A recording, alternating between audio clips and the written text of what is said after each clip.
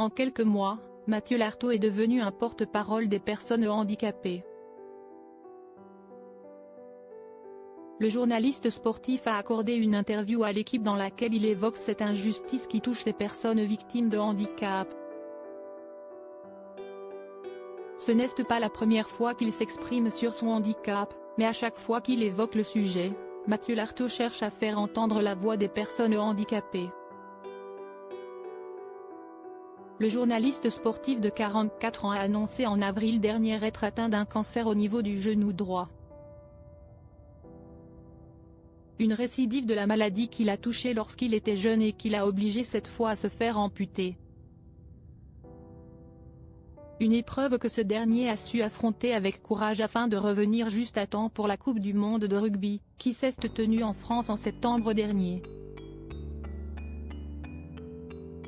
Depuis qu'il s'est exprimé publiquement sur sa maladie et son handicap, le journaliste spécialisé dans le rugby n'hésite pas à faire entendre sa voix.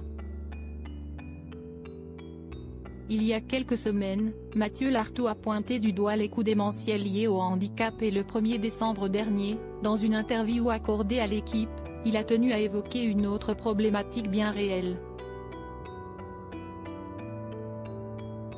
Parmi les gens victimes de handicap, 12% d'entre eux sont rétrogradés professionnellement lorsqu'ils retrouvent leur métier, révèle-t-il. Un chiffre marquant et qui montre bien toutes les difficultés que rencontrent les personnes touchées par le handicap. Mathieu Lartaud n'a jamais eu peur pour son poste malgré cette statistique inquiétante. Le journaliste, qui a récemment évoqué la difficile adaptation à sa prothèse, n'a pas vraiment eu peur pour son poste. Non, je n'ai pas craint d'être remplacé à France Télé, seulement d'être, moi-même, en incapacité physique. Mais mon employeur m'aide beaucoup. Pendant la Coupe du Monde, je n'étais pas certain de pouvoir assurer une journée de marche et on avait fait en sorte que quelqu'un m'accompagne pour être au soutien.